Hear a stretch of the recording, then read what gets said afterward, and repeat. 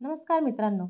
लक्ष्मी निवास लक्ष्मी निवास मालिकेच्या पुढच्या भागामध्ये आपण बघतो की लक्ष्मी सकाळ सकाळी देवघराजवळ जान्हवीच्या लग्नाची पत्रिका ठेवत असते आणि त्यातली दुसरी पत्रिका ही जयंतला द्यायची असते.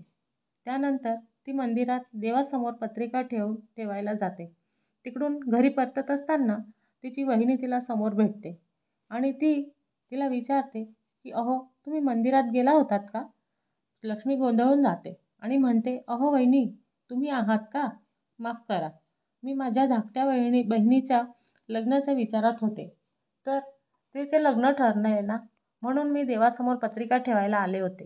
हे ऐकून लक्ष्मीची वहिनी तिचे अभिनंदन करते आणि म्हणते की गोड बातमी दिलेली आहे. लक्ष्मी तिला एक पत्रिका देऊन म्हणते, वहिनी, दादालाही सांग हा, लग्नाला नक्की यायचं आहे. वहिनी ती पत्रिका स्वीकारते आणि लक्ष्मी घरी परत येते. लक्ष्मी घरी परत आल्यावर जयंतला बोलावलेलं असतं.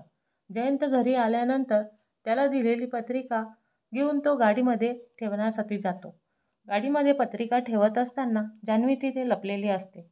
जयंत तिला ओळखून घेतो आणि जान्हवी, तू आहेस ना, असं म्हणत तो जान्हवीला विचारतो. जान्हवी आश्चर्याने सांगते की तुला कसं कळलं की मी इथे लपलेली आहे? तर आता तो आपण लाईफ पार्टनर बनणार आहोत, म्हणून तू माझ्या जवळ असशील हे मला नक्की जाणवतं. दोघेही हसत हसत गप्पा मारत मारत जातात आणि तिथेच लक्ष्मी जयंतला सांगते की जयंतराव, आता तुम्ही लग्न होईपर्यंत गाडीत बसू नका किंवा प्रवास पण करू नका आणि गाडीसुद्धा चालवू नका. तर जयंत आश्चर्याने विचारतो, असं का म्हणालात? लग्न ठरल्यापासून तुम्ही माझी खूपच काळजी घेत आहेत. तर हे ऐकताच लक्ष्मी भावनिक होते आणि रडायला लागते.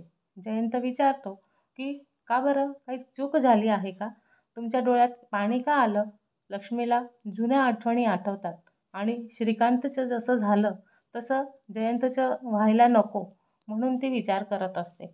आणि घरचे लोक तिला समजावतात की लक्ष्मी, एकदा काहीतरी वाईट झालं म्हणून पुन्हा पुन्हा असं होत नाही. जयंत खूप चांगला मुलगा आहे, ड्रायव्हिंग पण चांगली आहे आणि तू काळजी करू नकोस. जान्हवी जयंतला मागील गोष्टींची आठवण करून देते आणि त्याचं लक्ष्मीबद्दलचं प्रेम पाहून जयंतला खूप वाईट वाटतं. आता जयंत लक्ष्मीची समजूत काढेल का, हे बघणं औचित्याचे ठरणार आहे.